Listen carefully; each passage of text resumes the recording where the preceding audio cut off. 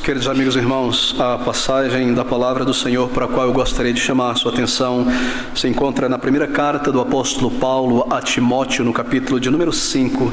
Gostaria de ler o versículo de número 17. Em 1 Timóteo, capítulo 5, versículo de número 17, estas palavras: os presbíteros que governam bem sejam estimados por dignos de duplicada honra, principalmente aqueles que trabalham na palavra e na doutrina. Nosso título nesta manhã é o governo bíblico de uma igreja. Bem, queridos, nós fazemos mais uma pausa em nossas considerações no Evangelho de Cristo através de Mateus para lidar com um tema de vital importância para toda a igreja local do Senhor Jesus Cristo: o governo da igreja e os oficiais da igreja. E esse tema é parte, é claro, da doutrina da igreja, do ensino do Espírito na palavra sobre o que é a igreja. Nós, ao longo de muitos meses e anos, consideramos vários tópicos da doutrina da igreja. E nosso desejo, neste bom momento, é retornarmos ao tema do governo dos oficiais da igreja. Um bom momento porque nós nos aproximamos para a congregação, a membresia, da nossa reunião anual de membros, neste último domingo do mês. E receberemos novos membros também, e alguns que chegaram em nosso meio recentemente, crentes no Senhor, outros que estão buscando o Senhor, que ainda não tiveram contato ou estiveram sob o ensino bíblico a respeito deste tema, o governo bíblico de uma igreja local. Talvez soe um tanto técnico, mas não é. Lembre-se, esta é a verdade entregue pelo Espírito de Deus ao seu povo. E é necessário, é imperativo que todo crente compreenda a doutrina da igreja. Eu creio que em nossos dias, juntamente com a doutrina do Espírito Santo de Deus, isto é, o ensino da Bíblia sobre o Espírito, a doutrina da igreja é fundamental para a compreensão de todo crente. Todo crente no Senhor Jesus deve ter clareza sobre o ensino bíblico a respeito do Espírito Santo de Deus, sua pessoa, seus emblemas, sua obra, para não ser enganado por este movimento largo de ignorância geral que se espalha pelo mundo inteiro a respeito do Espírito Santo em muitas igrejas evangélicas, e não serem confundidos com os vários ditames, dizeres sobre governos, as formas de governos que nós vimos em tantas igrejas. Por que os pentecostais têm uma forma de governo assim? Os presbiterianos, os batistas, os católicos, os anglicanos, não estou considerando todos cristãos, mas por que tantas formas de governo e ofícios na igreja? Certamente é um ponto importante a ser respondido. Assim, eu quero lidar nesta manhã, iniciando talvez em 2 ou 3 estudos agora consecutivos, tendo em vista a nossa reunião anual, e também iremos lidar com a questão do diaconato em nossa próxima reunião anual neste ano. 2 ou 3 estudos. O primeiro hoje sobre o governo bíblico de uma igreja bíblica ao longo de todos os tempos até o final, o que o Senhor pelo Espírito determinou a respeito do governo de sua igreja. No próximo domingo a respeito dos oficiais, ou no domingo seguinte a respeito dos oficiais estabelecidos por Deus na igreja, isto é, pastores e presbíteros. E por fim, em último estudo, nós entraremos especificamente sobre o diácono, seu trabalho, seu ofício e o seu serviço. Eu não seguirei expositivamente, como é o nosso costume, mas quero ir através de alguns aspectos históricos, textuais também, para trazer uma clareza didática maior possível a todos sobre o governo bíblico na igreja. Bem, eu começo com esta problemática. Um dos grandes problemas afetando a igreja do Senhor Jesus Cristo hoje é a ignorância quase generalizada do povo de Deus a respeito do governo da igreja do Senhor Jesus Cristo. Você encontra isso hoje, tristemente, entre batistas, entre reformados, entre pentecostais, em larga escala, ao conversar mesmo com pastores ou crentes já de longa data, perceber que há um desconhecimento sobre o que a Bíblia diz a respeito do governo de uma igreja. Isto é, sobre o fato de que há na palavra de Deus um modelo específico dado pelo Espírito para a organização, o governo, a administração de cada igreja do Senhor Jesus Cristo.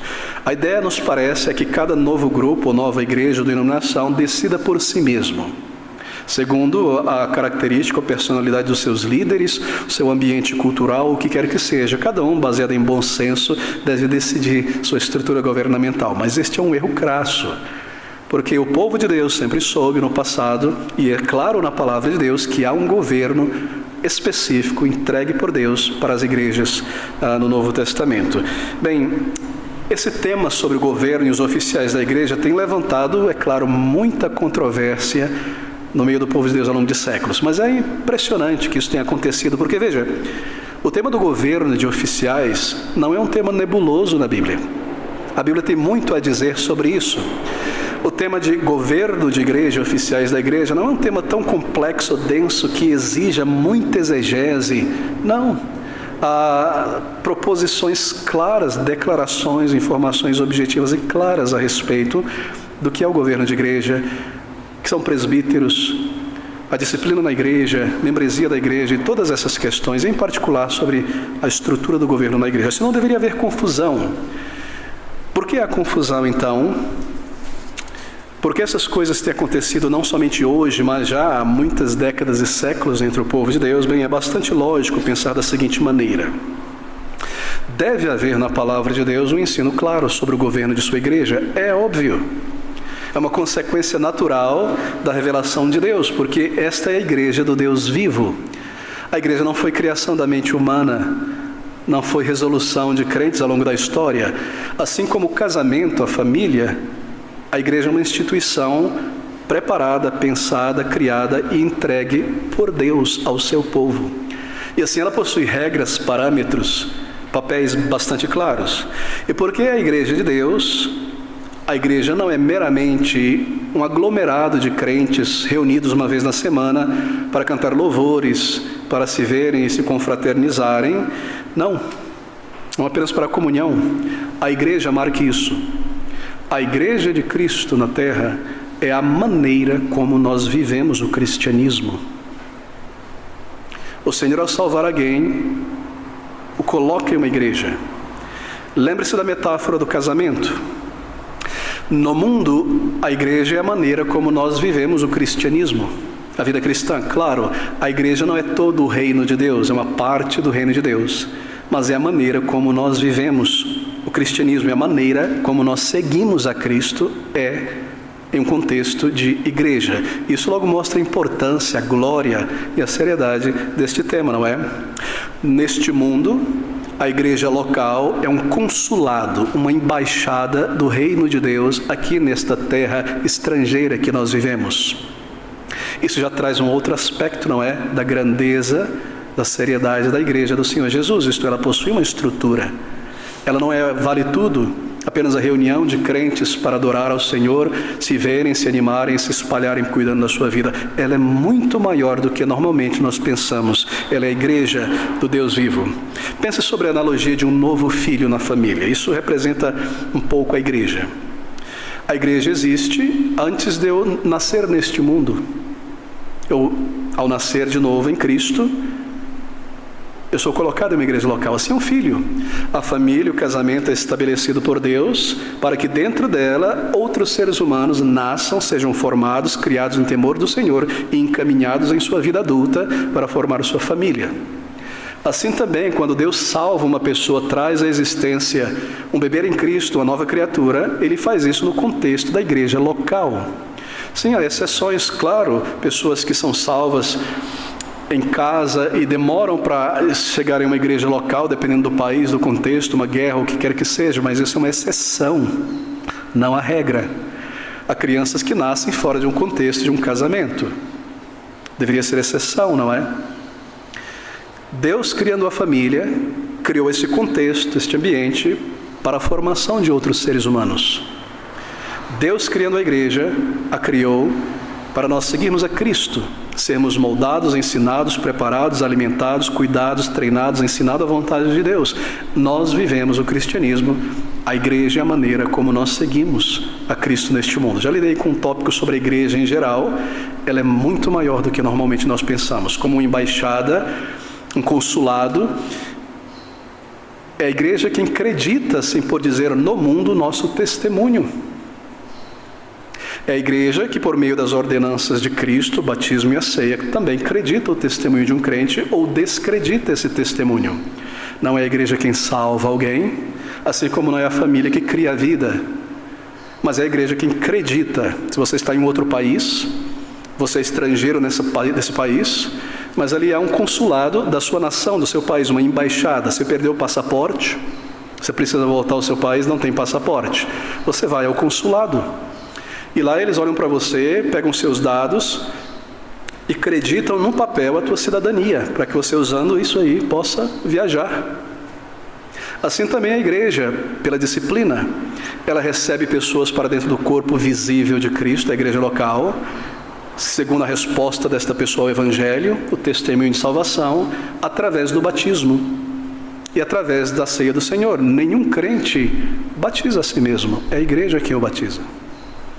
Nenhum crente serve a si mesmo a ceia do Senhor, não há tal coisa, é a igreja, somos nós, o povo de Deus. Assim a igreja é muito maior do que normalmente nós pensamos. O nosso tema não é a igreja como todo, mas algo específico, o governo da igreja. Assim eu lhe remeto aos estudos sobre a doutrina da igreja em nosso site. Mas queridos, depois dessa introdução, quando um crente se une a uma igreja local para lhe ser batizado, unir-se ao povo de Deus no serviço, unir seus dons e talentos para a edificação da igreja, do corpo de Cristo, a proclamação do Evangelho, adorar, servir, tornar-se um membro, como deve acontecer. Então, esse crente, ao chegar nesta igreja para ser recebido, tendo nascido ali, ele deve estar percebido disso, que há na igreja uma estrutura formal estabelecida por Cristo, instituída pelo Senhor, que o Senhor deixou nas páginas da sua palavra toda a estrutura da igreja formalmente constituída. Assim como uma criança, quando vem ao mundo, vem dentro de uma família constituída e há papéis, quem é o pai, quem é a mãe, o que deve ser feito, como se deve viver. Assim também, como um crente chega a uma igreja local, ele deve manter isso em mente. Há uma estrutura na igreja. Sempre há, é claro, em toda instituição, uma estrutura e um governo. De outra maneira, não há um corpo organizado. Não é, pensa sobre o corpo humano. Sem a sua estrutura, sem a cabeça, não há um corpo ativo, operando, agindo, assim qualquer instituição humana também. E uma igreja local, é claro, ela também tem uma estrutura. E esta estrutura, este governo, lembre-se, ela não é formada pelos membros.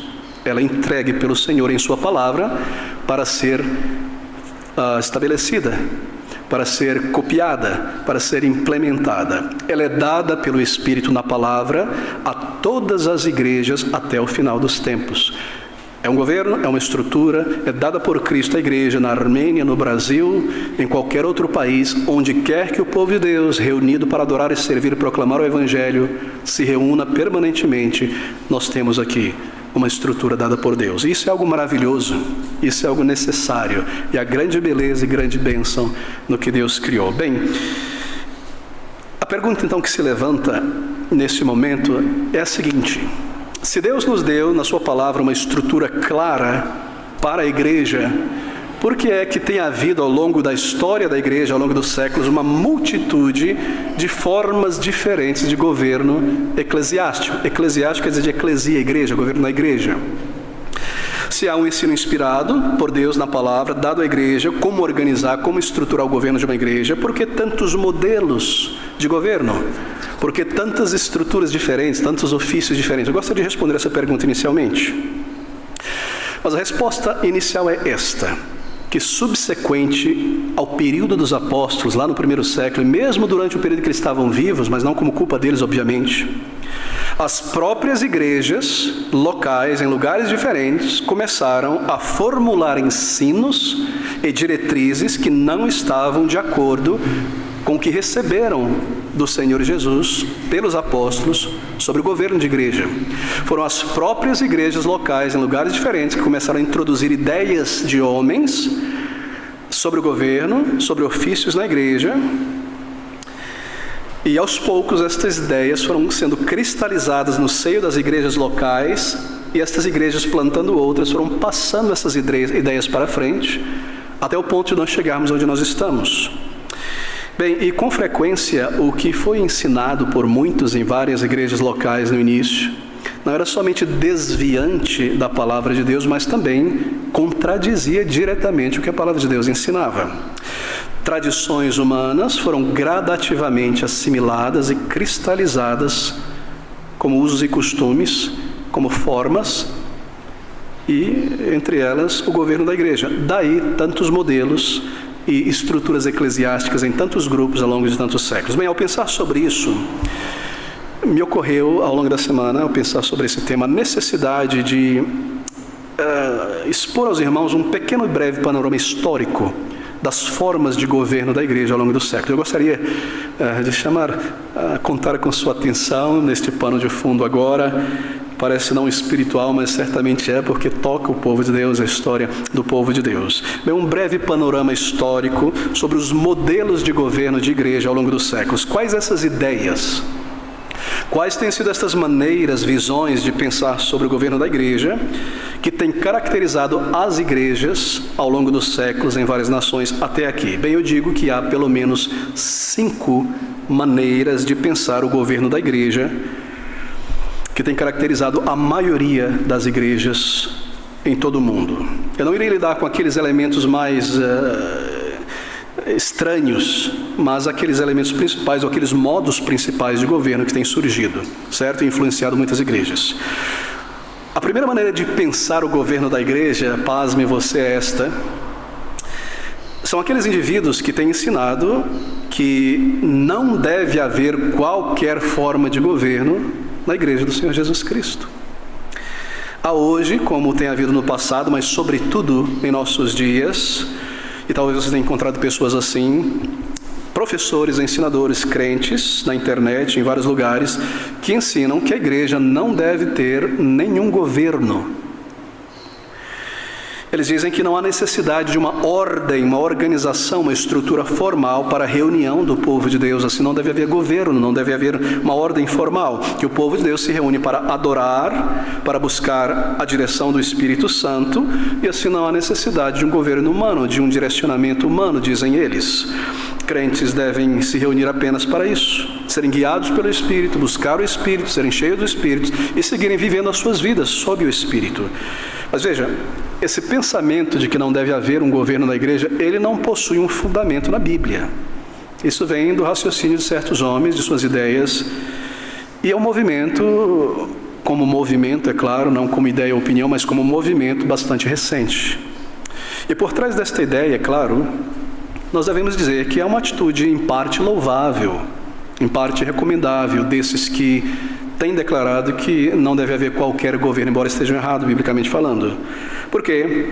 Porque estas pessoas, elas se levantaram contra algo que tem sido chamado de eclesiasticismo. Parece uma palavra complicada, mas não. Vamos dizer igrejismo demais. Eclesiasticismo, que é isso? É uma ideia, uma tendência que começa com a igreja romana, católica romana, séculos e séculos atrás, quando as igrejas, aos poucos, foram enterrando o Espírito e a palavra e o Evangelho debaixo de uma liturgia muito complexa e de uma estrutura governamental de muitas e muitas camadas, de maneira tal que a liturgia se sobrepõe à vida, ao Evangelho, e a liderança bíblica, transformada em uma estrutura hierárquica tão estranha, enterra, ofusca a verdade da palavra, a verdade do Evangelho e a simplicidade do culto a Deus. Assim, a Igreja Católica enterrou o Evangelho debaixo da sua parafernália. Você percebe, são liturgias complexas, vitrais, roupas, incenso, repita isso, latim. Onde está a vida? Onde está a simplicidade? Onde está o Evangelho? Onde estão essas coisas? Estes homens, estas mulheres, estas pessoas se rebelaram contra isso, que tem sido chamado de eclesiasticismo, a criação de estruturas complexas de oficiais. A Igreja Católica Romana copiou o modelo estrutural de governo do Império Romano, não é? Você tem o César, o imperador, e você tem as várias e várias camadas, seus uniformes, seus títulos. O catolicismo abraçou isso aí. A igreja no século III começou a abraçar estas coisas, e você vê isso. Essa complexidade de vestimentos, de liturgias, de ordem, de títulos, de nomes, tudo isso está fora da palavra de Deus, e estes crentes se levantaram naturalmente contra estas coisas. E nós vemos isso hoje também, não é? nós vemos pessoas que se levantam contra essas coisas, eles criticam estes elementos, e é válida a crítica, é necessária. Veja, mas ao desprezar esta forma de governo muito eclesiástica, o eclesiasticismo, o mal que eles fizeram foi este: eles deram banho no bebê na bacia e jogaram água suja com o bebê. Eles jogaram fora o ensino da palavra de Deus sobre o governo, porque há um ensino da palavra de Deus sobre os oficiais, sobre o governo. E você não pode dizer não deve haver governo quando a palavra de Deus diz há governo, há estrutura. Esse foi o grande mal. E tem sido o grande mal ainda hoje. Ao desprezar, ao descartar toda forma de governo, eles também, tentando se livrar de uma tradição errada, desprezaram inúmeros textos da palavra de Deus que falam claramente, diretamente sobre certos ofícios, certos oficiais na igreja. E esse ensino ainda é presente em nossos dias, em muitas formas. Na forma dos desigrejados, por exemplo, há certos líderes aí com seus vídeos dizendo que ninguém deve se reunir presencialmente, não deve haver governo, coisas dessa natureza, e não deve haver qualquer ordem formal na reunião do povo de Deus para adorar e servir a Deus. Isso não saiu de moda, isso ainda está por aí.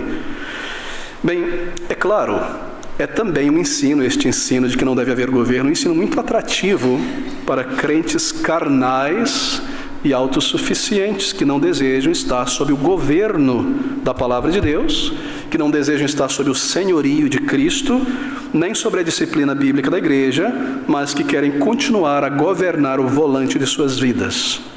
E é claro, sempre é uma plataforma muito boa para a projeção de figurões, não é? Que pretendendo serem simples e humildes na palavra de Deus, querem conduzir o povo de Deus para longe da palavra do Senhor, na verdade, com um grande sorriso, negando o ensino claro do Espírito Santo sobre a necessidade da união do povo de Deus em determinado lugar, em culto, em ordem, o governo, os oficiais da igreja, tudo que a igreja tem crido ao longo de séculos. Bem, mas uma coisa, queridos amigos, é defender uma igreja sem governo. Uma coisa é defender uma instituição sem oficiais, sem governo. Outra coisa é fazer existir qualquer igreja sem governo, sem ordem, sem estrutura. Veja, liderança é algo natural em toda a sociedade, em qualquer instituição. É inevitável que se forme uma liderança ou se forme uma ordem em qualquer ajuntamento contínuo e regular de seres humanos. E se alguém não colocar no papel uma estrutura, uma ordem, uma liderança, estabelecer diretrizes e parâmetros para a vida dessa instituição, da igreja, logo alguém se auto-intitulará líder. Logo alguém estabelecerá diretrizes, parâmetros para a vida da igreja, para a vida da instituição, seja pela influência dessa pessoa, pelo seu carisma, pelo seu poder, pela sua presença, pela ignorância dos outros, por qualquer outra razão. Uma coisa é levantar a bandeira de uma igreja sem governo, outra coisa é implementar isso, é simplesmente impossível. Sempre há liderança, organização e diretrizes. De outro modo, não existe a assembleia, a reunião, a igreja, o serviço. E é por isso que Deus nos deu uma estrutura para a vida do seu povo em igrejas locais ao longo dos séculos. Bem, a questão então é essa: se nós vamos ter uma liderança na igreja, uma organização, um governo na igreja do Senhor Jesus Cristo, então que seja ela a mais bíblica, não a mais lógica, mais plausível de acordo com a situação, o tempo em que vivemos, mas a mais textual, a mais próxima da palavra de Deus, da vontade do Senhor. E os líderes e oficiais desta igreja devem organizar conforme a palavra de Deus, e assim nós devemos buscar uma forma bíblica para o governo da igreja. Então essa é a primeira maneira, a primeira forma de pensar sobre o governo da igreja: nenhum governo, nenhuma ordem formal. A segunda maneira de se pensar, a segunda tendência de se pensar sobre o governo da igreja, que tem marcado a história da igreja, de muitas igrejas, tem sido chamado por alguns teólogos de erasticismo. Erasticismo em nome de um médico suíço, um teólogo chamado Thomas Erastus. E o que dizia Thomas Erastus? Ele dizia o seguinte, que em questões de igreja, O Estado é superior à igreja. O Estado, a nação, o governo da nação é superior ao governo da igreja, é superior à igreja. O Estado está acima da igreja. Assim, é o Estado quem designa para a igreja local seu pastor, bispo, diáconos. É o Estado quem disciplina o crente. A igreja não tem esse poder para fazer isso, porque o Estado tem a espada. Assim, o Estado tem o poder da disciplina e a igreja deve submeter-se ao Estado.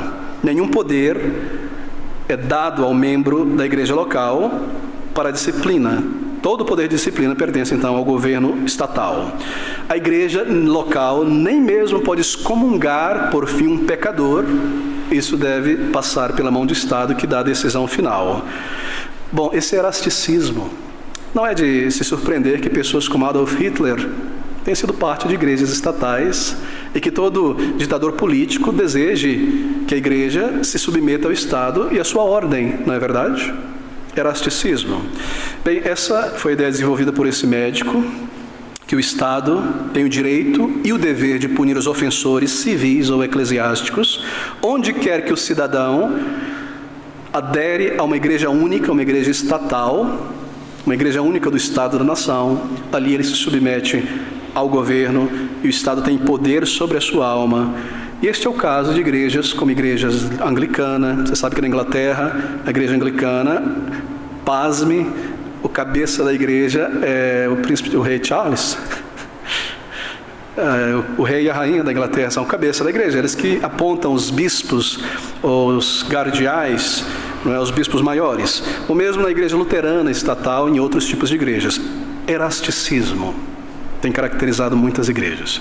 A terceira maneira de se pensar a igreja, concepção de governo eclesiástico, tem sido chamado de governo de prelazia ou episcopado. Você já ouviu esse termo, não? Episcopal, episcopado, prelazia. Esta é uma outra forma de pensar o governo da igreja. É a forma de governo que caracteriza, sobretudo, a Igreja Católica Romana, a Igreja Ortodoxa grega, a Igreja Cóptica no Egito, na Etiópia, na Armênia e países assim, mas, sobretudo, a Igreja Católica Romana. Prelazia, episcopado, é o governo de bispos. Episcopos é o termo grego encontrado na Palavra de Deus. São duas palavras gregas, epi, que é uma preposição de cima, do alto, e escopo, de onde nós tiramos a palavra escopo, escopo total, ver o escopo com os olhos, supervisionar, um governo de uma supervisão episcopal. Bispo vem de episcopos. Então, a Igreja Católica e essas igrejas entendem que há aqui na Terra, desde o período de Cristo, sucessores lineares dos apóstolos e de Cristo. Se o Senhor, segundo eles, deu ao apóstolo Pedro a chave da igreja e do reino, Pedro, tendo morrido em Roma, deu ao pastor de Roma esta chave da Igreja Católica Romana, e eles seguem como bispos cabeça da igreja em todo o mundo. Essa igreja é chamada episcopal. Ela nasce assim, que Deus delegou a certos homens o seu poder na terra, a sua autoridade sobre a igreja, a autoridade suprema, e que eles são substitutos diretos, em continuidade linear, dos apóstolos.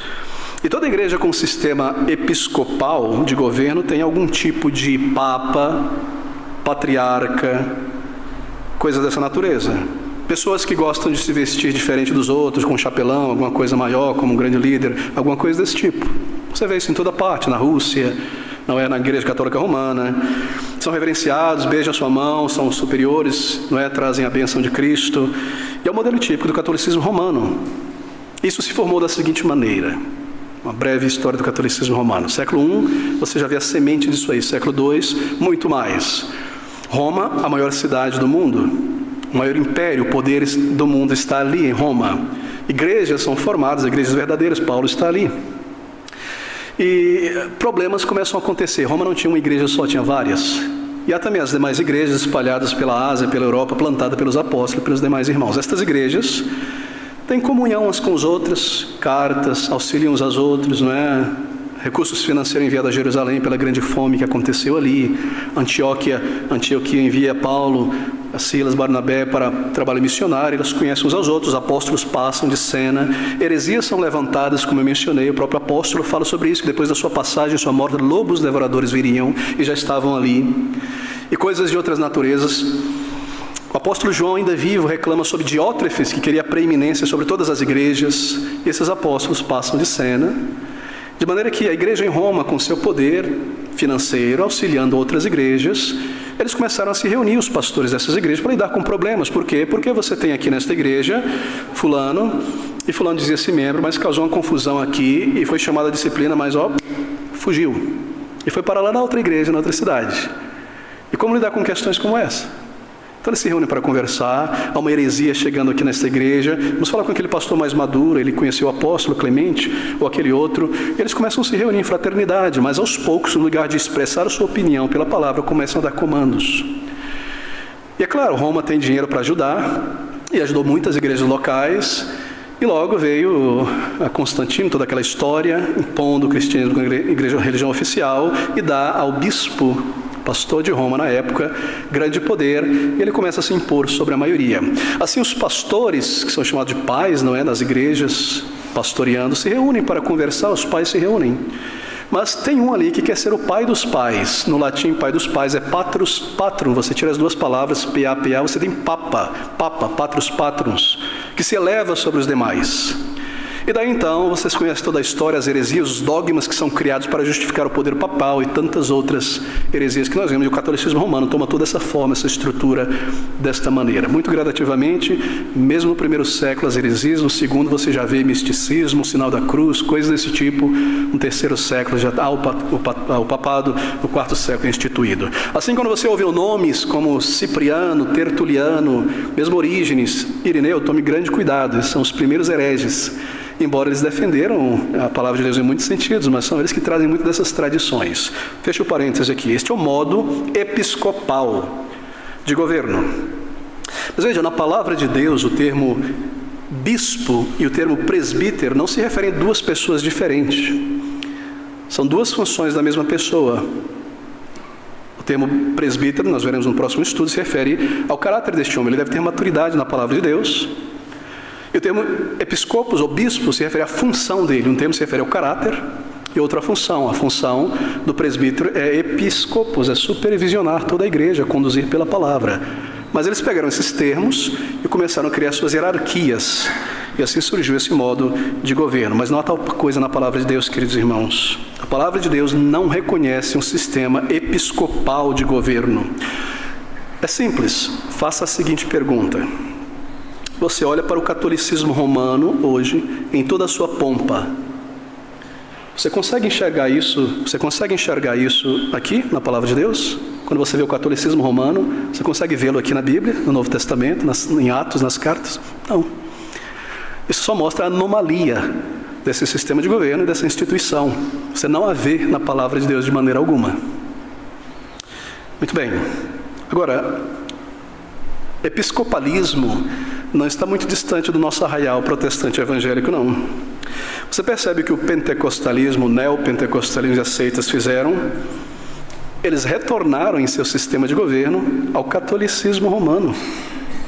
Um homem dá a si mesmo o poder de controlar 5 igrejas, 10 igrejas, 20 igrejas, 100 igrejas aqui no outro estado, no mundo inteiro. Ele é o presidente, ele é o cabeça, ele é o senhor de todas as igrejas.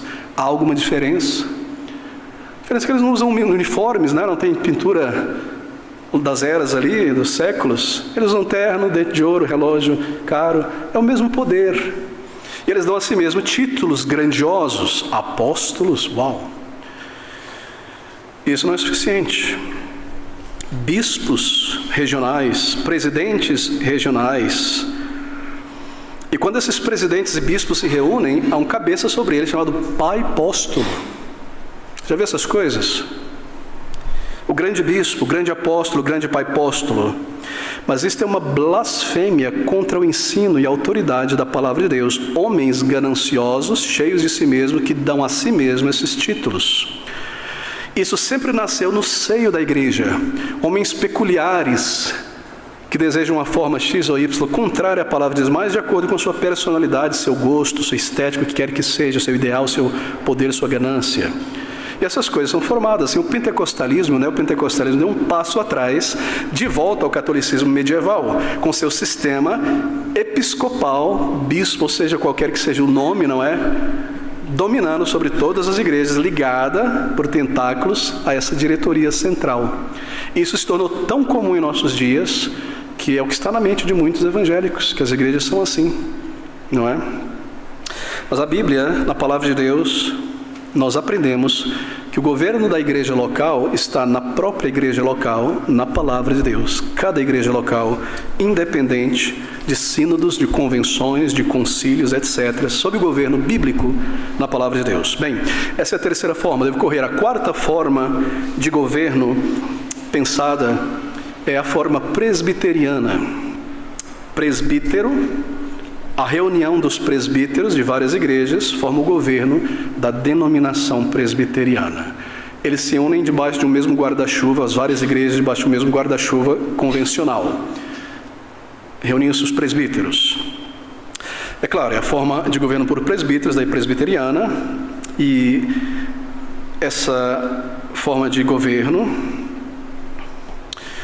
você não vê ele no episcopado, na prelazia, porque no episcopado e prelazia é o governo de homens, de indivíduos. No presbiterianismo é o governo de presbitérios, grupos de presbíteros. Bem, os presbiterianos, nossos primos mais próximos, decidindo evitar confusão, desordem, lembre que presbiterianismo não nasce em Genebra com Calvino, nasce na Escócia com John Knox, vem dali. Mas tem raízes calvinistas também. Mas eles também decidindo evitar problema entre as suas igrejas num determinado país, numa determinada cidade, região, como a que eu mencionei, não é um crente rebelde, foge da disciplina, vai para outra igreja. A nova igreja onde ele está, ele chega lá sorrindo, maravilhoso, elogiando tudo, ninguém sabe das astúcias dele lá, o que ele aprontou lá, ele vem com sua conversa. O que vamos fazer? Bom, os pastores, presbíteros, se reúnem. Não é uma cidade pequena, para conversar sobre isso, para não permitir que o mal entre, se espalhe, coisas dessa natureza. Assim, os presbíteros, que são os pastores, líderes da igreja local, se reúnem dessa igreja, daquela igreja que mantém essa forma de governo e crença, juntos. Eles formam um negócio chamado presbitério. Então, este presbitério desse grupo de igrejas, presbitério de uma região onde há várias igrejas, se reúne, os líderes principais, em outro presbitério maior de cada região. Assim, representantes de região se reúnem para discutir, para estabelecer procedimentos que vigirão sobre todas as igrejas locais em cada presbitério, em cada região, certo? Então, esses presbitérios se reúnem também, imagine a colmeia, igrejas locais com seus presbíteros, líderes. Esses presbíteros se reúnem em um presbitério, certo? Este presbitério desta região aqui, São Paulo, das várias igrejas, pega um representante, ou dois ou três, para se reunir com os representantes de regiões de outros estados do Brasil. O que você tem aí? Bem, você tem uma outra instância. Você tem aí agora um sínodo. Este sínodo, junto, forma o Supremo Concílio. Concílio, eles se reúnem para conciliar da igreja presbiteriana. Assim, um representante de cada igreja, de cada região se reúne, representando as igrejas, se reúnem para discutir, estabelecer, conciliar procedimentos que vigirão sobre todas as igrejas. Esses representantes formam o presbitério das igrejas, um concílio, cada igreja local haverá agora, em teoria, de acatar as decisões do presbitério. Na igreja presbiteriana, ela tem seu governo próprio e esse governo reside no conselho. Talvez só um pouco complicado, mas deixe-me colocar da seguinte maneira. Uma ordem mais clara. Você tem a igreja local, certo? Presbiteriana. E ali, os presbíteros daquela igreja local, com o pastor, se reúnem em algo em torno de uma mesa que chama-se concílio, certo? Ou conselho. Vamos ter o conselho reunido no próximo mês, o conselho da igreja que se reúne, os presbíteros, para exercer jurisdição bíblica sobre a igreja local presbiteriana. O governo é bíblico.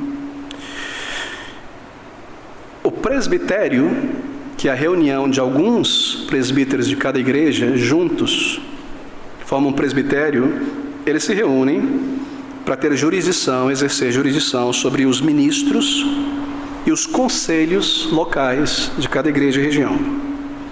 O sínodo exerce jurisdição sobre 3 ou mais presbitérios. Igrejas locais têm o seu próprio conselho de presbíteros. As igrejas locais deste bairro mandam seu representante para formar o presbitério desta região, para estabelecer diretrizes para as igrejas dessa região. Esta região manda 1 ou 2 ou 3 representantes para formar um sínodo do Estado. Cada Estado com seu sínodo reunido com seus representantes forma o Supremo Concílio da Igreja Presbiteriana. Muito simples. Supremo Concílio, imagine você. Bem, esse em essência é o sistema presbiteriano de governo, ou seja, no lugar de uma hierarquia de indivíduos, como no sistema católico, episcopal, erastiano, você tem uma hierarquia de comitês. Perfeito? Fácil de compreender. No sistema episcopal, um indivíduo sobre todos. No sistema presbiteriano, uma hierarquia de comitê, o Supremo Concílio sobre todos os demais. Esse sistema está na igreja escocesa, sobretudo na igreja holandesa, e todas as igrejas presbiterianas no mundo inteiro aderem de alguma maneira a esse sistema de governo. Então esse tem sido o sistema presbiteriano. A Bíblia é quem governa, é claro, mas a igreja não tem uma voz completa nisso. Os presbíteros somente. Claro, a igreja participa, você lê isso na Constituição presbiteriana, mas é um governo de comitês, todos debaixo de um mesmo guarda-chuva, a denominação e ali a estrutura de governo, exatamente como prefeitura, estado, não é? Representantes, deputado federal, etc, etc. O governo federal, o Supremo Concílio da Igreja Federal. Em penúltimo lugar agora, há uma outra forma de governo de igreja, caracterizado muitas igrejas ao longo dos séculos, tem sido chamado de sistema congregacional de governo da igreja, ou sistema congregacional de pensar o governo da igreja. Bem, eles também, os congregacionais, creem no conceito da igreja local, os presbiterianos também. Cada igreja local, sob a palavra de Deus, com o seu conselho de presbíteros, mas também essa igreja local vai estar submetida às diretrizes do presbitério, do sínodo e do Supremo Concílio. Os congregacionais não, eles creem que a igreja local, sim, sob a autoridade da palavra de Deus. Cada indivíduo, cada igreja local, em cada cidade, não se coloca debaixo do guarda-chuva de outras igrejas ou convenções. A congregação ela é local aqui, a assembleia é local, ela é independente de outras, ela não se submete a um comitê governamental, sínodo, convenção. Assim, os congregacionais creem desta maneira, não se submetem a concílios.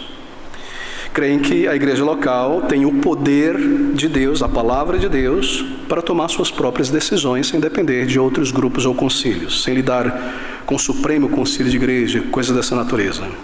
E é a igreja, os membros dessa igreja local reunido que decide tudo à luz da palavra de Deus.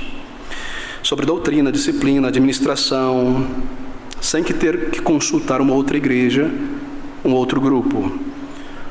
Corpo denominacional, convenção, perfeito? Na forma congregacional mais extremada de governo, eles creem que cada congregação local é governada pelos membros ali. Os congregacionais, quando nasceram, no século XVI, XVII, eles não criam desta maneira, isso foi tomando forma. Na forma mais extremada de governo congregacional, é a igreja, a assembleia dos membros que decide tudo. E se você vai decidir tudo num agrupamento de pessoas, você usa o método democrático, e o método democrático é caracterizado por voto. Então, quem vai decidir? A maioria. 51% vai decidir. Tudo na igreja é trazido para a assembleia para voto. Qual vai ser a cor da parede? Tem que ser trazido para voto. Vamos comprar um prédio, não receber tudo na igreja, é trazido para voto. Nós já começamos a perceber a imperfeição desta maneira, não é? Deste método. Esse sistema, ele não começou assim no início, os congregacionais entendiam a forma de igreja como liderança compartilhada, isto é, oficiais e a assembleia da igreja, mas foi se deteriorando para esse sistema democrático somente de governo, onde tudo tem que ser trazido para o voto. Bem, esse sistema ele se afasta da palavra de Deus. Por quê? Porque é um sistema que, ao dar à congregação, à Assembleia Reunida, todo o poder, nega a prerrogativa dada aos oficiais da igreja, aos presbíteros, ao pastor. Enquanto aquele sistema lá, erastiano, põe de lado toda a autoridade, episcopal põe de lado toda a autoridade do fiel, o sistema congregacional, totalmente democrático, como eles dizem, põe de lado toda a autoridade dos oficiais. Percebeu a diferença? É um desbalanço. Por isso não é bíblico, porque nós temos os textos sobre um governo com oficiais. Assim, a última forma de governo que eu irei mencionar, que é a nossa forma aqui, e caracteriza os batistas reformados e muitos batistas não reformados por muito tempo, é chamada de a forma de governo independente, os independentes. O que isso quer dizer? É o governo da igreja local com consentimento, em que o governo da igreja é dado pela igreja aos presbíteros, é consentido pela igreja aos presbíteros, juntamente com a Assembleia Reunida da igreja. Ou seja, são trabalhos partilhados. A igreja, o povo de Deus, o crente, o membro, consente em ser conduzida, em ser governada pelos seus presbíteros. Todavia, a congregação também tem a voz. Você percebe o balanço? É por isso que nós somos congregacionais, nesse sentido. Somos independentes, porque não nos submetemos a convenções, sínodos. Cremos que cada igreja local, com a palavra de Deus, tem o seu governo de presbíteros. E é consentido porque é a igreja quem dá essa autoridade a esses presbíteros, que são separados dentro do povo de Deus, não trazidos de uma outra igreja para cá, apontado como na presbiteriana ou igreja batista, em tantos lugares. Assim, a igreja separa os oficiais bíblicos e consente em se submeter a esses homens no governo pela palavra de Deus. Assim é um governo por consentimento, não por imposição, como no sistema episcopal. Olha, você vai ser o bispo daquela igreja lá. Ih, aquele lá não está arrecadando como deveria, você vai para lá. Ou o Papa manda um bispo para lá, manda um clero para cá, um cardeal para cá. Não. É a igreja local quem separa os oficiais de acordo com o critério bíblico para um pastor, para um presbítero, e consente ser conduzida por eles na palavra, segundo a autoridade da palavra de Deus.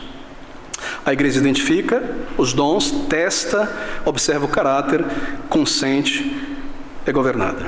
E esse sistema tem sido chamado de sistema independente.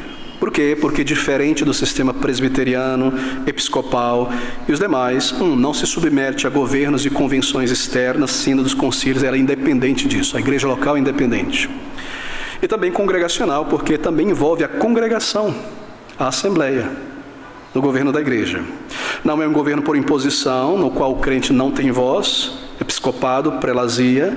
Não é um governo puramente democrático, somente a assembleia reunida em volta tem voz, mas reconhece os líderes que Deus estabeleceu e deu para a sua igreja. E consente com o governo deles. Assim, essa igreja é uma igreja que, cada membro tem em sua mão a palavra de Deus. Porque o governo que estes oficiais irão exercer é tirado daqui. O que fazer, como adorar, batizar, evangelizar, disciplinar, receber membro, etc., etc., é tirado daqui.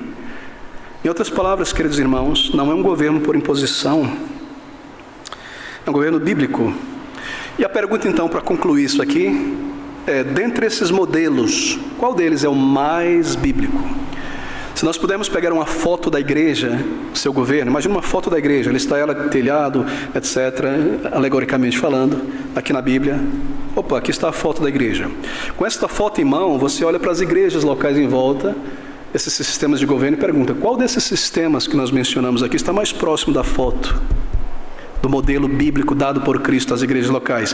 Sem sombra de dúvida, o modelo independente congregacional, que tem caracterizado os batistas. Por quê? Porque é lógico isso, meus irmãos. Uma igreja local cuidando dos seus próprios negócios, sem depender de outros que você não conhece, de figurões, de líderes, de convenções, etc., não dependendo de um bispo regional ou coisas assim. Ela também não se submete ao governo eclesiástico do Estado, ela se submete ao Estado em questões civis. Mas o Estado não pode vir aqui e dizer, vocês vão crer nisso, não vão crer naquilo, esse é membro, esse não quer, eu quero que esse entre aqui. Nada disso. Ela tem o seu governo independente e local. Também não se submete ao governo de líderes, certos líderes fundadores desta igreja, desta denominação. Agora é o líder de toda a igreja local, não é isso, entre os batistas reformados. Porque nós vimos no capítulo 6 de Atos, já várias vezes, que veja, Deus lida com as igrejas locais sem precisar passar pela autoridade de outras. Ele lidou com Antioquia sem precisar passar por Jerusalém. Antioquia separou missionários e enviou. Não foi necessário pedir autorização para a igreja de Jerusalém, onde estava ali a maioria dos apóstolos. Cada igreja local é o modelo que nós vemos no Novo Testamento, independente de outras, porque está governada pela palavra, com seus líderes governando e conduzindo pela palavra, consentida, e a igreja tendo voz também. Todas as igrejas locais, sua autoridade. Não é assim? Não houve um negócio chamado Concílio de Jerusalém. Esse é subtítulo pedobatista, presbiteriano, e eu vejo muito batista falar isso no Concílio de Jerusalém. Não houve Concílio de Jerusalém para decidir doutrinas. Ali foi uma reclamação trazida pelo apóstolo Paulo para a igreja de Jerusalém, que alguns de seus membros estavam indo por toda parte querendo judaizar os gentios. Paulo trouxe essa reclamação, eles não se reuniram ali para decidir doutrina. Imagine você, Paulo, tendo que ir aos outros apóstolos perguntar, essa doutrina é bíblica, isso não é? É claro que não. Isso não foi um concílio doutrinário. Uma reclamação de Paulo, trazida àquela igreja, e ali um conselho sábio daqueles que foram os primeiros, ali os apóstolos estavam lá, não comer da carne, do sangue derramado, etc, etc. Não um concílio para doutrinas. Cada igreja independente, o Senhor falando com cada uma independente. Nós vemos isso nos primeiros 3 capítulos de Apocalipse. O Senhor se dirigindo às igrejas locais da Ásia, às igrejas locais, nunca a igreja da Ásia, a convenção, o sínodo da Ásia, certo? Não, sempre no plural. As igrejas locais, ele fala com cada uma, ele abençoa ou tira o candelabro que é a influência do seu espírito da igreja local. Ele dirige sua palavra ao anjo da igreja que está ali na rua tal, número tal, CEP tal. Esse é o pastor, não é? Então o Senhor trata com igrejas locais, individuais, independentes. Esse é o modelo bíblico. Não a imposição do episcopado, não o governo 100% democrático, somente a congregação, mas um governo consentido, a prerrogativa dos presbíteros, guiados todos pelo governo da palavra. Em outras palavras, o governo bíblico é bastante único. Ele não é puramente democrático, demos, povo, não é? Governo do povo somente. Ele não é autocrático, episcopado. O governo bíblico, ele é monárquico. Mas não é a monarquia do pastor, é a monarquia de Cristo. Como? Bem, ele governa a igreja local pela sua palavra. A palavra é o cetro de autoridade de Cristo. E Cristo, não o concílio, nem o pastor, é Cristo quem estabelece as diretrizes para o surgimento de uma igreja local ao longo de todos os séculos. Ele entregou isso aos seus apóstolos, os apóstolos entregaram isso às igrejas locais. Cristo é a rocha, os apóstolos as colunas dentro da rocha, nós a superestrutura. A autoridade está aqui. Assim não é a igreja, os crentes que se reúnem, vamos fazer o quê? Vamos fazer isso, vamos fazer aquilo? Você vai ser o líder, eu te dou um chapelão, você vai ser isso, aquilo, depois você vai ser promovido, e etc.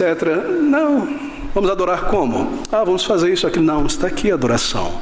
Quem é membro? Está aqui quem é membro. O que é disciplina? Está aqui o que é disciplina. A autoridade é de Cristo. Você se recorda Paulo escrevendo às igrejas, e Pedro também, eles receberam de Cristo as diretrizes para a igreja. Quando o Senhor Jesus Cristo ressuscitou, ele não foi imediatamente ao céu. Ele passou um número de dias aqui, aparecendo aos discípulos, apóstolos, e dando para eles essas instruções sobre a igreja. E aí Paulo, ao corrigir um erro na igreja dos Coríntios, porque ele já havia ensinado para eles como eles devem se reunir como na ceia, ele lembra a eles: o que eu recebi do Senhor, eu vos entreguei. A autoridade está aqui. Assim, um governo monárquico é Cristo. O cetro da sua autoridade é a palavra. E o Senhor delega a estes homens que ele separa, a igreja local, ele separa pelo dom que é dado, deve ser reconhecido pela igreja, testado pela igreja, observado pela igreja, malhado pela igreja, provado pela igreja, separado, se for idôneo. E aí consente em ser governada na palavra por esses presbíteros, entre os quais é o pastor. Nós vamos lidar no segundo estudo. Claro? Muito bem, resolvemos o problema desses muitos governos humanos aí. Essa é a foto, a imagem do governo bíblico, na palavra de Deus. Aqui reside a autoridade.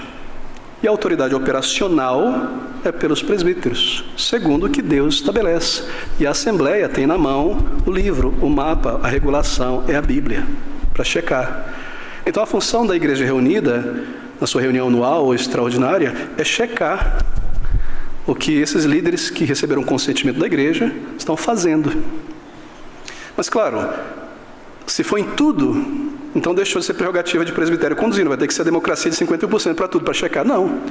A administração geral da igreja foi entregue aos líderes para fazer segundo a palavra de Deus, receber um membro, disciplinar, etc, etc. O que a igreja vai fazer reunida? Lidar com as grandes coisas, maiores. Observar o que está sendo feito, prestação de contas. Eu vou mencionar no próximo estudo, na nossa reunião anual, todo ano, a igreja, a liderança, traz a prestação de contas. Tudo que entrou financeiramente, com o que foi gasto, com o que saiu, e cada membro tem um impresso em sua mão. Recebimento de membros é trazido o nome de cada um aqui, é votado. Coisas grandes como essa, mas a administração diária, os ministérios, separação dos trabalhadores, isso é dado ao presbitério. E a igreja está ali para juntos lidar com isso. Mas eu lidarei em detalhes com esse ponto. Bem, eu não tenho mais tempo, mas talvez a gente possa espremer mais um tempinho para concluir essa meditação e não ter que trazer para a próxima. Nessa segunda e última parte, alguns minutos apenas, eu gostaria de falar sobre alguns princípios básicos do governo de uma igreja local. Primeiro, ao falarmos sobre governo de igreja local, é necessário afirmar que o Senhor Jesus Cristo é a única cabeça de cada igreja local. Cada corpo local, Cristo é a cabeça que dirige, que dá vida, que conduz. É o senhorio dele. E Jesus Cristo não divide seu senhorio com ninguém, absolutamente ninguém. E o seu senhorio, a sua vontade é revelada aqui. Esse é o cetro do seu governo. É por isso que Satanás e os homens malignos combatem contra a palavra, reduzem a palavra, traz profecia no lugar da palavra, qualquer coisa, para não se submeter. Várias passagens bíblicas declaram isso de forma explícita, não é? O governo é de Cristo. Isaías 9:6, você pode olhar depois. Efésios 1, 22 a 23. Deixe-me ler apenas esse texto, está próximo de nós aqui. Efésios capítulo 1, versículo 22 e 23, estas palavras: acima de todo o principado, e poder, e potestade, e domínio, e de todo nome que se nomeia, não só neste século, mas também no vindouro. Quem? Jesus Cristo, versículo 20. E sujeitou todas as coisas a seus pés, aos pés de Cristo, e sobre todas as coisas o constituiu como cabeça da igreja. Aqui a igreja é vista como todo o povo de Deus, as igrejas locais em todo lugar. Assim, em virtude do ofício de Cristo como mediador, ele tem soberania universal que exerce por amor à sua igreja em benefício dela. Entretanto, é claro, Cristo também exerce especial senhorio, não só sobre a igreja inteira, do mundo inteiro, mas sobre cada agrupamento de crente, a igreja local individual. Colossenses 1,18, você pode ler depois. Ali naquele período, aqueles 40 dias antes da sua ascensão, ele instruiu, dando mandamentos pelo Espírito de seus apóstolos. Então, instruções foram dadas sobre a organização da igreja e todas as demais coisas. O que mais nós temos a respeito disso? Bem, embora o poder absoluto, total, para governar pertence a Cristo, é evidente que ele conferiu alguma medida de poder e autoridade aos seus apóstolos, não foi? Para estabelecerem, eles são representantes que trazem a autoridade de Cristo. E eles exerceram essa autoridade segundo a vontade revelada de Cristo. 2 Coríntios capítulo 10, versículo de número 8, apenas um texto aqui nesse ponto. O apóstolo Paulo diz assim: porque ainda que eu me glorie mais alguma coisa do nosso poder, o qual o Senhor nos deu para edificação e não para a vossa destruição, não me envergonharei. Assim é um poder delegado aos apóstolos, Também no capítulo 13, no versículo de número 10, vemos a mesma coisa. Por isso sinto prazer nas fraquezas. No capítulo 2. Portanto, escreva estas coisas, estando ausente, para que, estando presente, não use de rigor, segundo o poder que o Senhor me deu, para a edificação e não para a destruição. Também Mateus 16, 19. Bem, as Escrituras empregam a palavra-chave, lá em Mateus, como símbolo de governo. E assim, se uma chave tranca ou abre, é uma forma simbólica de declarar que os apóstolos poderiam conceder ou negar o direito de acesso à igreja, conforme a resposta da pessoa ao Evangelho de Cristo. Naturalmente, o ofício dos apóstolos foi por um período específico extraordinário, não é? Eles passaram, tinham uma natureza temporária. Contudo, Cristo instituiu ofícios de governos ordinários para o longo dos séculos, até o final, na igreja local. Permanentes, está lá em Efésios 4, 8 e 11, 1 Coríntios 12, 28, nós ficamos sabendo que o reino visível de Cristo exige um governo, e a vontade do Senhor, concernente a isso, foi plenamente conhecida em sua palavra, e assim há homens que são separados pela igreja para este governo da palavra, não suas ideias, não apostólico, porque os apóstolos são as colunas, e nós o prédio. Você não é apóstolo hoje, você não põe coluna em cima do prédio, você põe embaixo, não é? E os títulos associados com governo são dados a certos indivíduos na igreja, são chamados, por exemplo, na igreja de presbíteros, bispos e pastores. Esses termos, presbíteros, bispo, pastores, não se referem a toda a igreja, se refere a certos homens.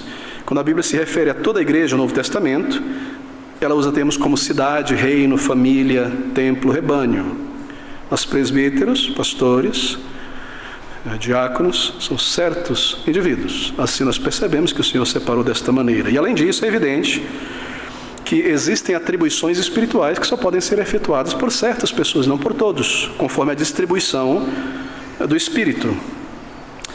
Por exemplo, a pregação é confiada a alguns, não a toda a igreja. Assim nós percebemos que há uma ordem, uma estrutura, há um governo. A administração da ceia e do batismo é outra atribuição que pertence apenas aos homens ordenados por Deus para isso. E esses exemplos, é claro, nos mostram que a autoridade nas igrejas em todos os séculos é exercida por oficiais regulados, designados pelo próprio povo de Deus local, segundo a direção da palavra de Deus. Bem, para evitar mal entendido e concluir, vamos afirmar o óbvio novamente: dentro da igreja o poder é espiritual. Dentro da igreja local o poder é espiritual. Assim, o governo na igreja local tem que corresponder à natureza espiritual do reino, e não à natureza das empresas, da política, mas à natureza espiritual do reino. O Senhor Jesus disse: o meu reino não é deste mundo. A natureza do reino determina a natureza da sua liderança. O reino é espiritual, o governo é espiritual. Mas o que exatamente significa isso, né? Governo espiritual. Quer dizer que o governo deve ser prescrito pelas Escrituras inspiradas por Deus. Se aqui nós encontramos presbíteros e pastores, então é isso. Não há pai apóstolo, superbispos, nada desse tipo. Tenha certeza que isso é invenção humana. Está fora da palavra de Deus e é condenada por Cristo. Não tenha dúvida disso. O objetivo último é espiritual. Assim, o serviço dos presbíteros e diáconos tem o propósito de produzir santidade e de remover pecado, porque a vontade de Deus revelada é a vossa santificação. Ele separou esses homens, esses dons, para a edificação do corpo, para a santificação do corpo, para a pregação do Evangelho. O governo bíblico, então, é para todos os tempos. Nós não devemos achar que esse padrão estabelecido pelo Espírito na Bíblia foi só para o primeiro século, para todos os tempos. E o fato de haver muitos grupos é natural, porque os apóstolos disseram que haveriam muitas formas, não é? Pela invasão de homens maus, de Diótrefes e tantos outros. Fica claro, então, pela palavra do Senhor, que esse tipo de governo foi determinado pelo Espírito e entregue para ser e durar até o fim dos tempos. Bem, eu concluo aqui. Foi um panorama geral. No próximo domingo ou no outro, Senhor permitindo, nós iremos lidar especificamente com o que a palavra ensina, com o que Cristo entregou a respeito desses oficiais da igreja. Presbíteros, esse é o governo da igreja. E o pastor? O pastor é um presbítero. Nem todo presbítero é pastor, mas o pastor é também um presbítero. E no último estudo, nós iremos lidar especificamente com a função do diácono, que não é uma função de governo, mas é uma função de servo, de serviço, é claro, os presbíteros também são servos, mas de serviço prático, de apoiar os ministérios da igreja. Nós vemos em Atos, capítulo 6, as mesas, e vemos Paulo designando esse ofício. Assim, esses são os dois ofícios dados pelo Espírito. Nós veremos as responsabilidades, o imenso privilégio, a forma que a igreja deve se envolver nisso, o caráter desses homens, o teste que deve ser feito, como a igreja deve separá-los. E assim, o Senhor permitindo, no dia 29 nós voltaremos então em nossa reunião anual a tocar de uma maneira objetiva e específica sobre a questão do diaconato. Queridos, eu espero que não tenha soado estranho, porque não seguimos expositivamente, mas de vez em quando é necessário fazermos esse panorama à luz da palavra de Deus e temos essa clareza em nossa mente. Que o Senhor nos abençoe a não perder o que nós aprendemos, a não sermos confundidos por figurões impressionados por eles. O Senhor é o Senhor da igreja. Ele colocou na sua palavra a sua autoridade e a forma de governo bíblico. Assim, tenha clareza, tenha alegria também, por saber que nós estamos nos esforçando na palavra de Deus para manter o modelo que o Senhor nos entregou.